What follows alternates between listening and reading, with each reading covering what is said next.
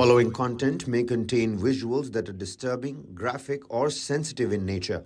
Viewer discretion is advised. This material is intended for mature audiences and may not be suitable for all viewers. Please exercise caution while watching, and if you find such content distressing, we recommend discontinuing viewing.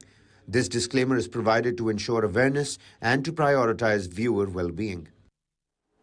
Hello and welcome to News 9. I'm Verghese Ibrahim. First off, we in fact task you with what is going to happen in Israel and Hamas war that has entered day 38.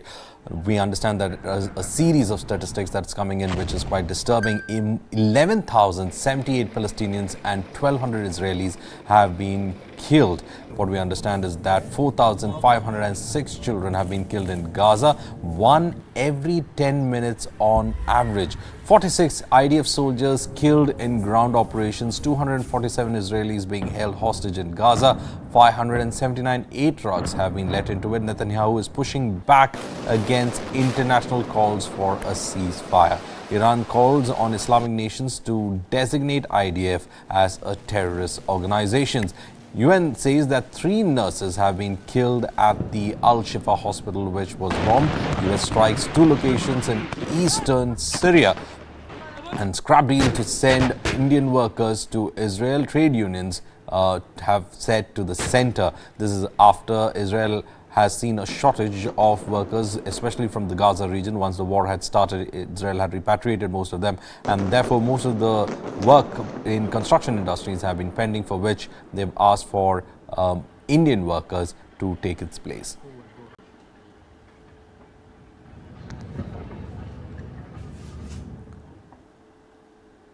Well, the Israeli military has said that it will help in evacuating babies who are trapped in Gaza's Al-Shifa hospital. The announcement was made by Israeli military spokesman Daniel Hagari. Listen in.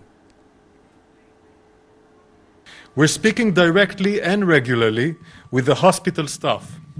The staff of the Shifa hospital has requested that tomorrow we will help the babies in the pediatric department to get to a safer hospital. We will provide the assistance needed. There is no siege, I repeat, there is no siege on the Shifa hospital.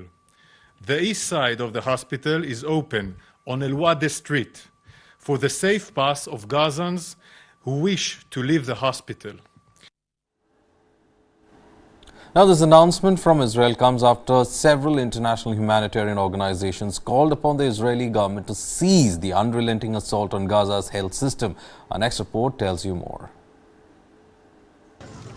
Thousands of people seeking safety in southern Gaza fled the enclave's main hospital on Saturday as fighting continued in the area for the second day.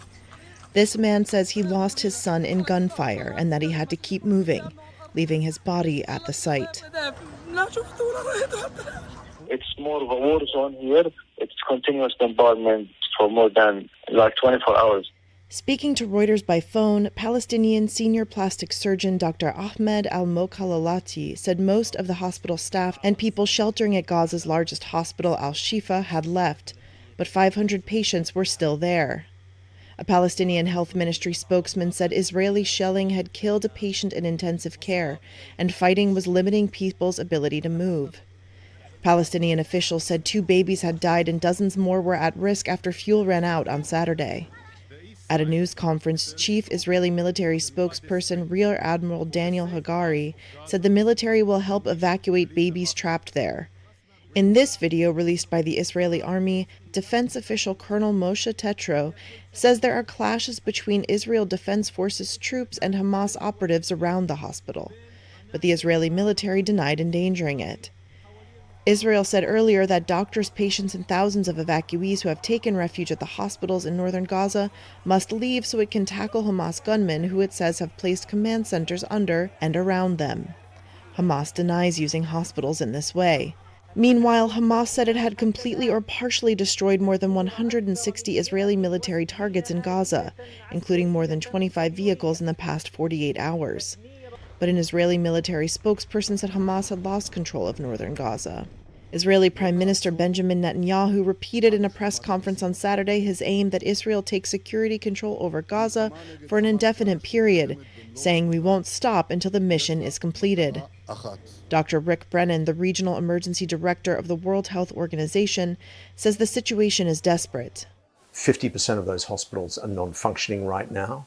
Those that are functioning are working well below their capacity because of a lack of fuel, a lack of medicines, a lack of water and necessary medical supplies.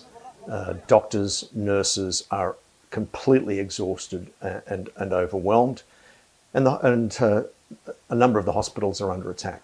As the humanitarian situation worsened, Gaza's border authority announced that the Rafah land crossing into Egypt would reopen on Sunday for foreign passport holders after being closed on Friday.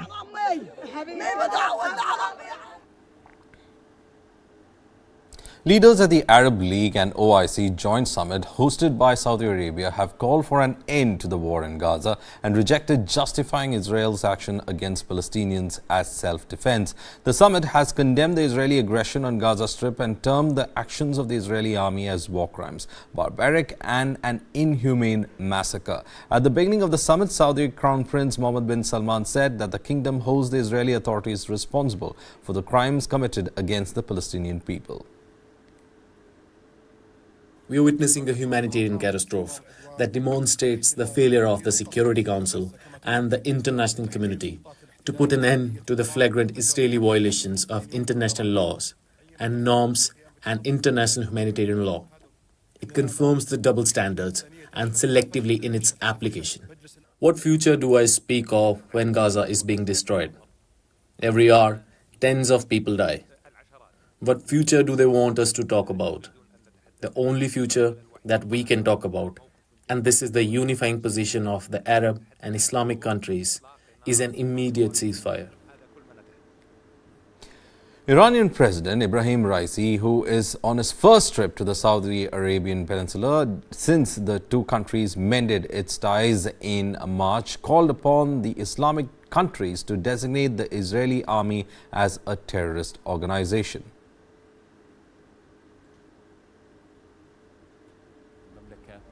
من قدمت هذه المبادرة وسعت أيضا إلى يصل إلى مقر انعقاد القمة العربية الإسلامية.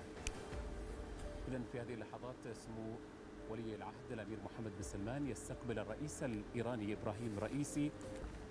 إذن الرئيس التركي رجب طيب أردوغان يقاد القمة. Undoubtedly, the US government is the commander and the main accomplice of the crime. Both the war machines of the Zionist regime and its fuel belong to the Americans.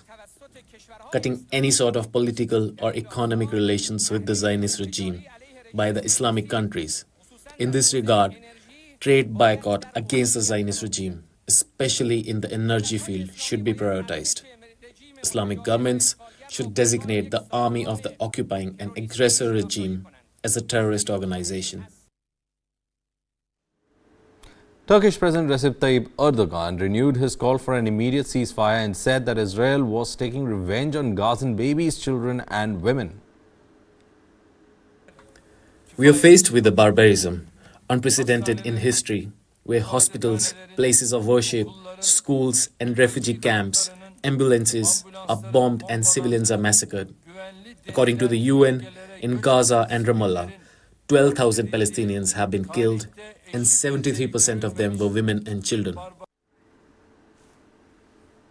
The final declaration of the summit also called upon the United Nations Security Council to adopt a decisive and binding resolution to halt Israel's aggression. The declaration also called for an end to weapon sales to Israel and dismiss any kind of future political resolution to the conflict that would keep Gaza separate from the West Bank. The summit, however, also brought out the differences which exist among the Arabic countries. 4 Arab countries rejected a proposal which called for prohibiting the use of American and other military bases located in Arab countries to supply Israel with weapons and ammunition and other material. The names of these 4 countries that rejected the proposal have not yet been disclosed. Now, at the same time, several nations in the grouping also rejected responding to Israel's action by disrupting oil supplies and by severing economic and diplomatic ties with Israel. Israel has still now rejected all calls for ceasefire in Gaza, with Prime Minister Benjamin Netanyahu saying that the Israeli forces will continue their operations in Gaza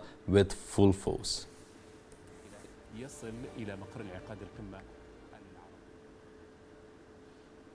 A child is killed on an average every 10 minutes in the Gaza Strip, according to the World Health Organization Director General Jeff Tedros. He said that half of Gaza's 36 hospitals and two-thirds of its primary healthcare centers were not functioning, and those that were operating were way behind their capacities, describing the healthcare system being on its knees.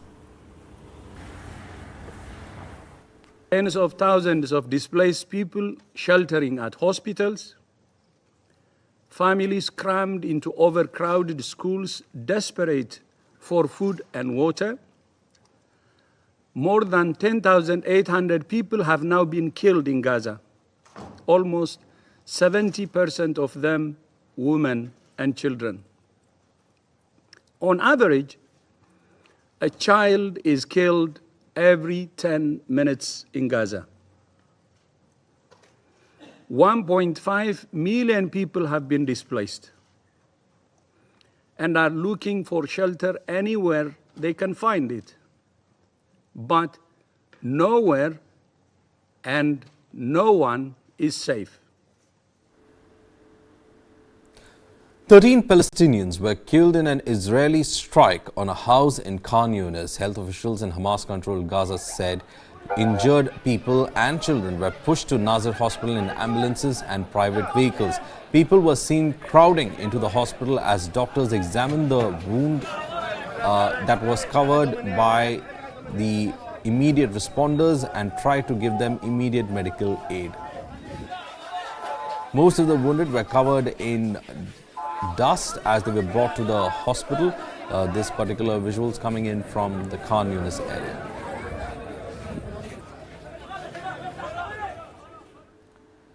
Israeli forces fought Hamas terrorists and inched their way closer to two big hospitals in the northern Gaza as the plight of civilians in besieged Palestinian territory worsened. Many continue to flee the embattled north to the south. Smoke rises behind Gaza's Al-Shifa hospital. In the courtyard and corridors are thousands of displaced people. At the gates, body bags.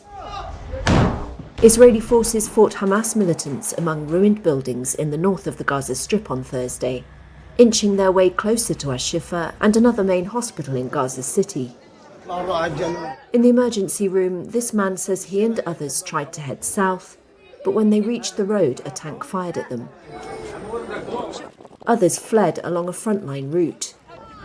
The White House said on Thursday Israel has agreed to pause operations in northern Gaza for 4 hours a day from Thursday, the first sign of respite in Gaza's war, allowing people to flee along two humanitarian corridors. Some of those escaping on Thursday said they feared another Nakba, the catastrophe of their mass dispossession after Israel was founded in 1948. They are driving people to schools and scaring them so they would leave. What we see today is a plan for a second exodus. What do things look like behind us? Death and destruction. Death and destruction. US President Joe Biden says he's seeking a longer halt of 3 days to help secure the release of hostages held by Hamas. We're hopeful. Things are moving along.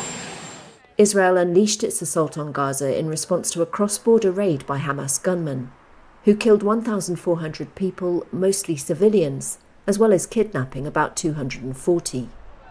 But the plight of Palestinians trapped in the besieged enclave has stoked global calls for a ceasefire, which is rejected by Israel and its main ally, the United States. Palestinian officials said more than 10,800 Gaza residents had been killed as of Thursday, about 40% of them children. At a humanitarian conference in Paris on Thursday, officials from about 80 countries and organisations were trying to coordinate a response. Jan Egeland heads the Norwegian Refugee Council. We cannot wait a minute more for a humanitarian ceasefire across Gaza for all of the civilian population there. And we cannot wait a minute more for a lifting of the siege which is collective punishment of 1 million children. Now, among thousands of Palestinians fleeing Gaza's north, seeking safety in the south, is the mother and her children who fled the Nasser hospital in Khan Yunis after the Al-Shifa hospital in the north of the strip was bombed.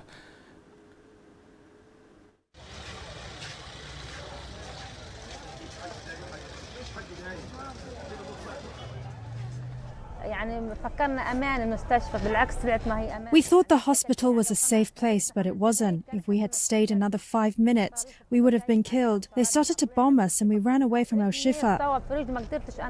My son got injured, so I left him there in the hospital to get treatment. I just couldn't take him with me. I was tired and afraid. I went to my nephew and told him to stay with my son, and then we fled.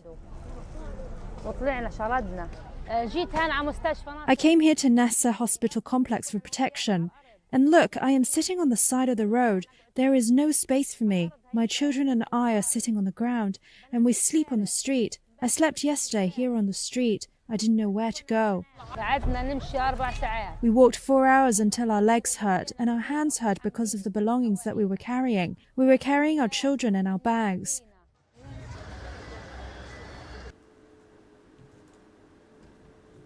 Well, a Gazan residing in a school run by the United Nations Palestinian Refugee Agency in Beit Lahia said that he was searching for a safe place to save himself and his family. Standing in front of the crater from a fresh Israeli airstrike, the man who was displaced and currently staying in the school with 18 of his family members said even UNRWA schools are unsafe. Palestinian officials said that Gaza residents have been killed in air and artillery strikes since October 7th, and around 40% of them are children.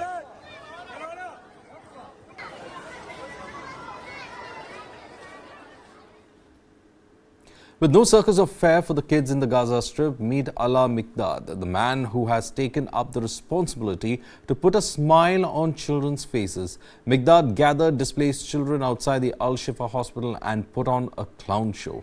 But after the deadly airstrike on the hospital, Miqdad joined thousands of other Palestinians fleeing Gaza's north as they sought safety in the south. Miqdad walked more than 6 kilometers from Al-Shifa hospitals towards Rafah with his pregnant wife, hoping his baby will be delivered safely.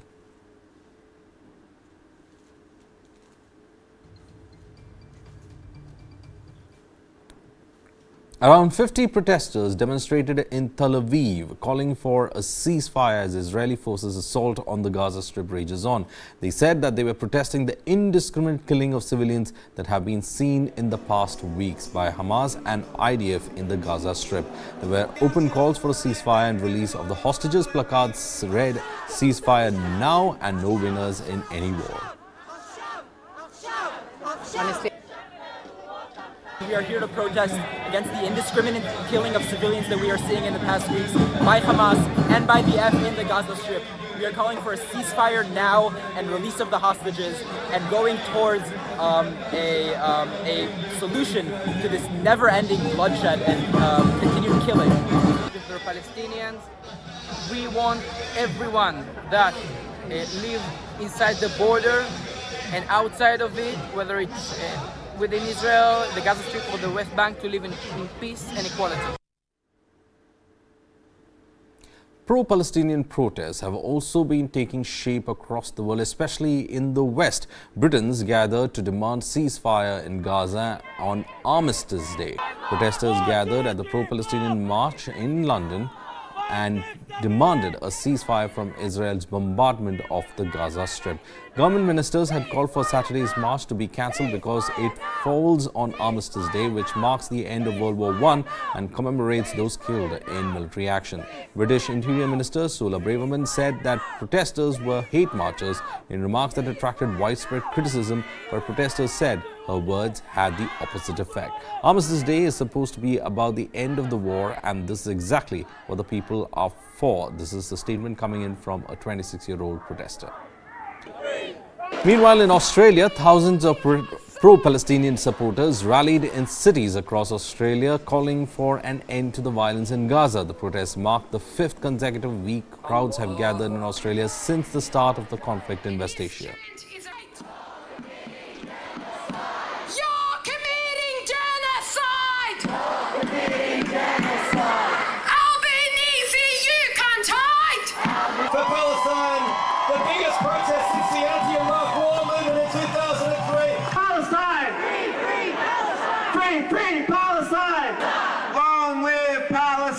Palestine! Long live Palestine! Long live genocide!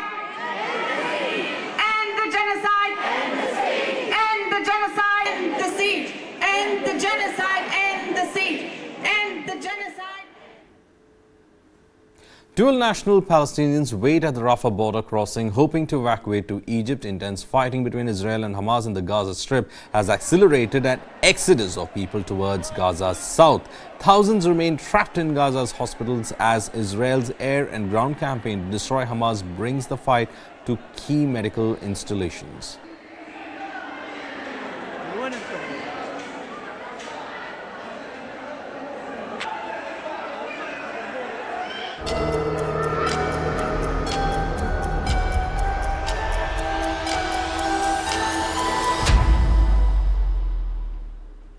At least 40 workers are feared to be trapped after a portion of the under-construction tunnel in Salkyara to Dandalgaon in Uttarkashi collapsed. Now, the incident is reported to have occurred at around a depth of 270 meters from the Salkyara side of the town. Police said that the incident occurred around 4 a.m. when 150-meter-long portion of the 4.5-kilometer-long tunnel collapsed. The State Disaster Response Force and police revenue teams have also been deployed to the location to aid in relief efforts. Authorities said that nearly 200 meters of the slab will have to be cleared to open the tunnel. A narrow opening has been made to insert an oxygen pipe in the tunnel and help the trapped laborers. No casualties have been reported so far.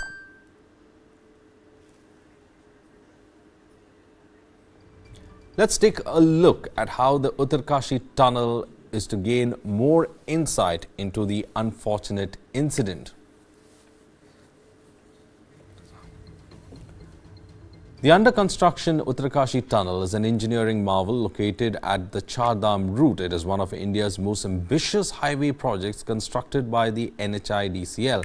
It's a bi-directional 2-lane 4.5-kilometer long tunnel which will reduce the distance between Yamunotri and Uttarkashi by almost 26 kilometers.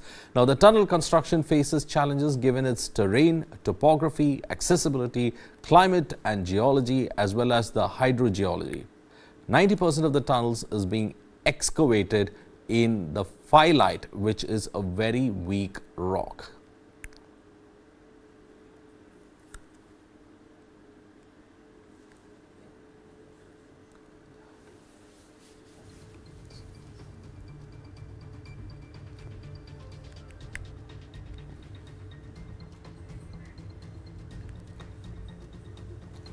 Well, this particular incident has led to the SDRF as well as other rescue organizations also trying to get into the area where the tunnel collapse has been reported. It's been said that oxygen supply has been restored and there are around 40 people who are being trapped. They are trying to in fact remove the slab that stops the access towards the people who are trapped.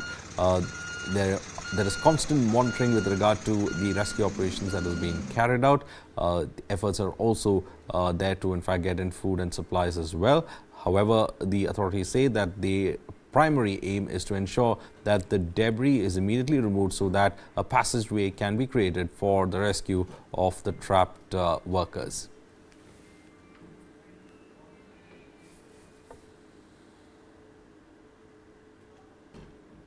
देखिए करीब 40 मजदूर के आसपास फंसे होने की संभावना व्यक्त की गई है और जो राहत एवं बचाव कार्य है वो सभी जो टीमें मौजूद है और एजेंसी अभी पुलिस के साथ साथ एसडीआरएफ, एनडीआरएफ, आर्मी, आईटीबीपी और इसके साथ साथ जो टेक्निकल एक्सपर्ट है वो टीम और उनकी मशीनरी मौजूद है। देखिए अभी राहत और बचाव कार्य जारी है। जैसे मैंने बताया टेक्निकल टीमें और मशीनरी का मोबिलाइजेशन हुआ है अभी और लोग भी आए हैं, टीएसडीसी से भी लोग आए हैं।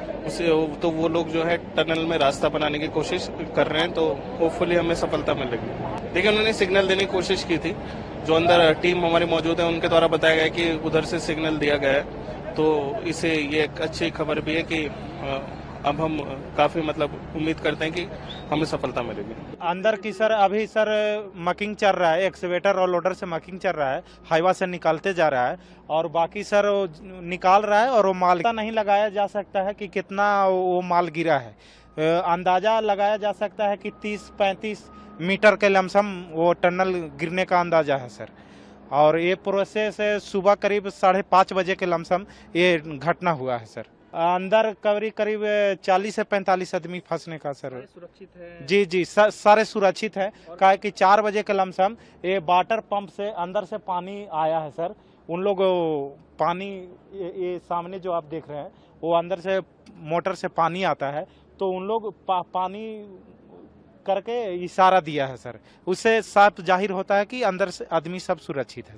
मेरी लगातार जब से घटना की जानकारी मिली है तब से मैं लगातार सभी के संपर्क में हूँ। वहाँ के जिले के प्रशासन के लोगों से, कमिश्नरी के लोग, हमारे आपदा प्रबंधन के लोग, सारे लोग आपदा के काम में लगे हैं, रेस्क्यू के काम में लगे हैं, बचाव के काम में लगे हैं और एनडीआरएफ, एसडीआरएफ सभी मौके पर पहुंच गए हैं और भगवान से प्रार्थना करते हैं हम कि जल्दी सभी सकुशल जो है वापस आए। देखिए, जो लेटेस्ट अपडेट ये है कि अभी यहाँ पे पुलिस फोर्स और एनडीआरएफ, एसडीआरएफ पहुंच चुके हैं मौके पर। जो अभी मेरी बात हुई है यहाँ पे जो जिम्मेदार अधिकारी हैं NHIDCL के, तो उनके द्वारा ये बताया गया है कि टोटल 36 जो है उनके रिकॉर्ड के हिसाब से जो है अंदर अभी ट्रैप्ड हैं और ये सूचना जो है तड़के जल्दी की बताई जा रही है 6-7 बजे के लगभग की। और ये जो आप देख रहे हैं ये स्टार्टिंग पॉइंट है टनल का, इससे लगभग 200 मीटर आगे की घटना है जिसमें 50 मीटर का जो प्रोजेक्शन है टनल का ऊपर से वो धंस गया है। तो अभी जो है हम जो भी इक्विपमेंट्स है, मशीनरी है, वो सब यहाँ पे रोप इन कर लिया गया है और जो रेस्क्यू है वो युद्ध स्तर पे चल रहा है और इसको जल्दी खत्म कर लिया जाएगा और सबको सेफली निकाल लिया जाएगा। जो एक ऑक्सीजन पाइप जो है अंदर पहुँचा दिया गया है और ऑलरेडी ऑक्सीजन अंदर है, तो मोस्ट प्रोबेबली जो है वो सेफ होंगे। अभी कोई जनहानि या कैजुअलिटी कोई सूचना नहीं है। The Pushkar Singh Dhami-led government in Uttarakhand is all set to hold a special session of the State Assembly after Diwali. As per sources, the special session will be called to pass the Uniform Civil Code bill, hence paving way for its implementation in the state. Once the bill is passed and implemented, Uttarakhand will become the first state to adopt a Uniform Civil Code post-independence. A 5-judge panel headed by retired Supreme Court Judge Justice Ranjana Desai has completed the draft report for UCC implementation in Uttarakhand. The report is now expected to be handed over to the state government in the next few days. Chief Minister Pushkar Dhami said that once the report is handed over, the process to implement UCC in the state will begin. The Congress-led opposition, meanwhile, has criticized the proposed move to hold special session. Congress has demanded to see the draft report first and also asked for time in order to make suggestions.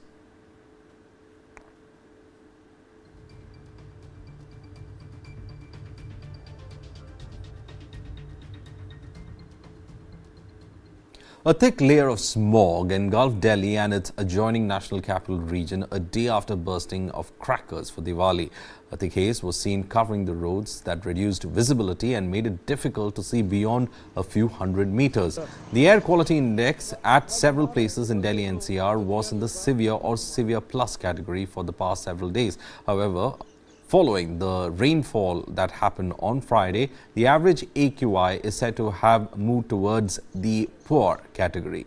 Meanwhile, air quality index in various parts of other metros were also in fact moving towards the poor category.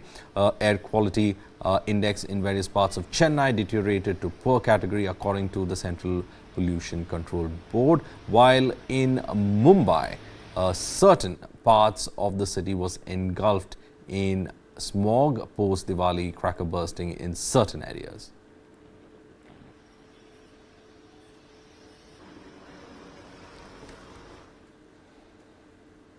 In what is considered to be a worry for security establishment in India, The Hindu has reported that the Indian drug smugglers and their contacts on either side of the international border with Myanmar used excavators to carve out a 10-kilometer road towards Dawn for a new drug route through Mizoram. This is the report that has come out in The Hindu. Now, Dawn is the name of the nearest habitation from Lungwal, a village in central Mizoram's Serchhip district situated near the border with Myanmar.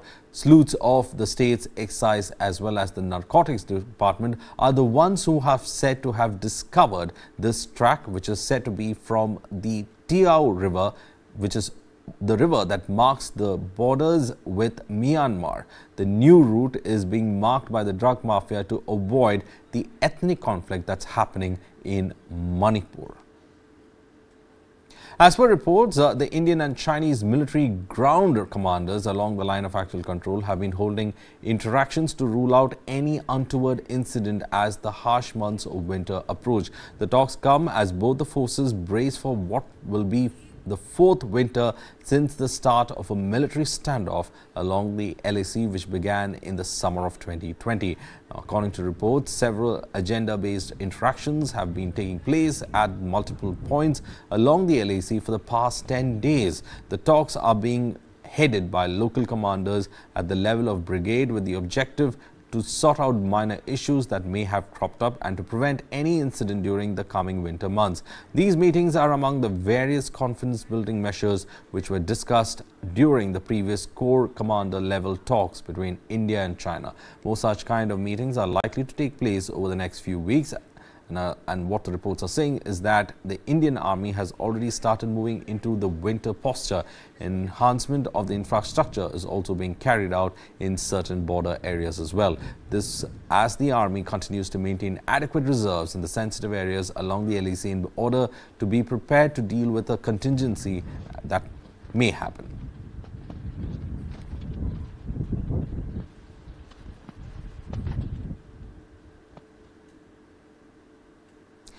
Canada's Prime Minister Justin Trudeau shot a fresh salvo against India. He said that the world will become more dangerous for everyone if bigger countries can violate international law without consequences.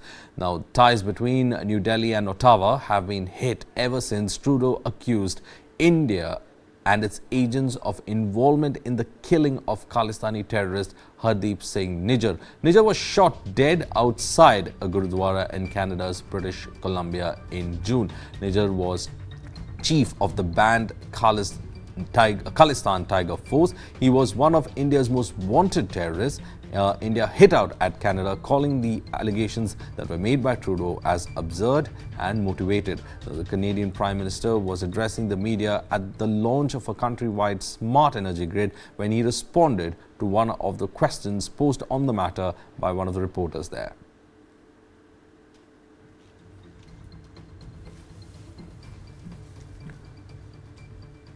Japan's self-defense forces, the SDF, held mock tsunami evacuations on the Yonaguni Island near Taiwan in drills that our local officials said could also help residents respond to any future Chinese attack on their neighbor. A Japanese force statement said that the exercise was about natural disaster preparedness, but it also gives people something to think about that may come in useful later in a Taiwan emergency.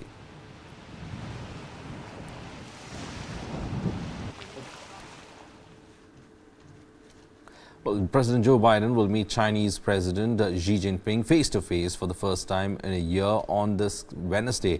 Now, in high-stakes diplomacy, which is being held out in this particular meet, it is an effort to curb the tensions between the world's two superpowers. For the first time in a year, U.S. President Joe Biden and Chinese President Xi Jinping will meet face-to-face in California for a high-stakes discussion aimed at curbing tensions between the world's two superpowers. The White House confirmed the meeting on Friday, and senior administration officials said the two leaders were expected to discuss the Israel-Hamas war and Russia's invasion of Ukraine, as well as several other topics including North Korea, Taiwan, fentanyl, and artificial intelligence. I think this is a very important moment that might be a turning point in U.S.-China relations, which have continued to deteriorate for many years. Vinny Agarwal is a professor of political science at UC Berkeley. I think having the two presidents meet is a very good idea because there's been a lot of tension in U.S.-China relations over semiconductors, over technology transfer and the like. And so I think the opportunity to have a conversation with President Xi and having President talk to President Biden will be very useful because I think the Chinese are now beginning to see that it's useful to have good relations with other countries, including Korea, Australia, and the like, and they're actually making an effort now to reach out to other countries. Tensions have flared between the two countries since their last meeting a year ago. In February, Biden ordered the shooting down of a suspected Chinese spy balloon that transited U.S. skies. Biden is also expected to raise Chinese influence operations in foreign elections and the status of U.S. citizens Washington believes are wrongly detained in China. The closely watched interaction, which is set for Wednesday on the sidelines of the Asia-Pacific Economic Cooperation Summit in the San Francisco Bay Area, could last hours and involve teams of officials from Beijing and Washington. Migrants continue to cross into the United States from Mexico on Saturday through the open edge of the border wall in Jacumba Hot Springs in California. For months now, a makeshift camp has been set up for the migrants who pass by in the eastern San Diego desert, where they wait to be processed by Border Patrol officials. Overwhelmed by the record number of asylum seekers from around the world, U.S. border officials have released thousands of migrants on streets in San Diego area in October, including about 1,400 in the beach town of Oceanside. U.S. border officers picked up more than 204,000 migrants in the San Diego sector in the 11 months through August, up to 27% from the same period of the previous year.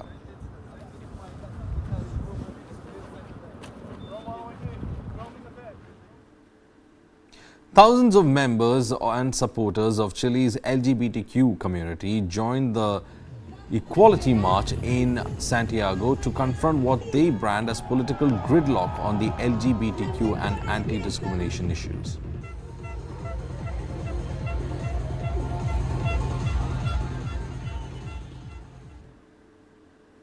Surgeons in New York have performed the first ever whole eye transplant on a human, an accomplishment being hailed as even a breakthrough, though the patient has not yet regained sight in the eye. Feel anything? Aaron James is the recipient of the first ever whole eye transplant in a human.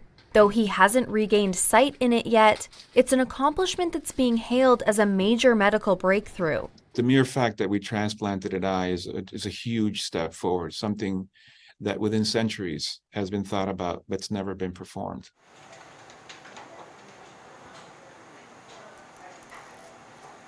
Until now, doctors have only been able to transplant the cornea, the clear front layer of the eye. James, who survived a work-related high-voltage electrical accident, needed a partial face transplant. Initially, doctors were just planning to include the eyeball as part of the face transplant for cosmetic reasons. The surgery took 21 hours. You know, they told me, they said, honestly, we never expected it to make it to the transplant, you know. I mean, they never expected it to work at all. And they told me that from the get-go. But just the fact that it's alive, blood flowing through it, I mean, you know, that's the first step, you know, and that's what I told them. I said, you know, even if I can't see, which I didn't have an eye there to begin with, you know, after the accident, you know, maybe at least, you know, y'all can learn something to help the next person. In the 6 months since the surgery, doctors say the grafted eye has shown important signs of health, including well-functioning blood vessels and a promising-looking retina. Lead surgeon Dr. Eduardo Rodriguez says transplantation of a viable eye opens many new possibilities. If the possibility of some form of vision restoration occurred, it would be wonderful. But there were significant concerns. The goal was first to perform the technical operation, ideally have it be vascularized, and then whatever happens after that, we'd have to determine with future studies. Other research teams are developing ways to connect nerve networks in the brain to sightless eyes through the insertion of electrodes, for example, to allow vision, meaning James might still regain sight in his transplanted eye. And I don't think anyone can claim that he will see, but by the same token, they can claim that he will not see. If at this point, I think we're pretty happy with the result that we were able to achieve with a very technically demanding operation. I mean, that's how you got to start it. You know, you got to start it somewhere. So hopefully this opens up a new path. Left, right. Well, that's all in this edition of The Bulletin. Stay tuned to News 9 for further updates.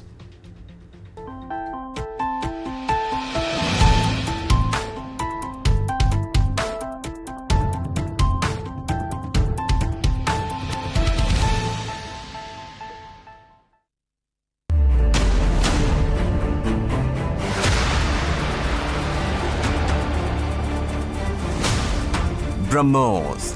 Stealthy, lethal, precise. It flies at 3 times the speed of sound and cuts through a warship like a hot knife through butter.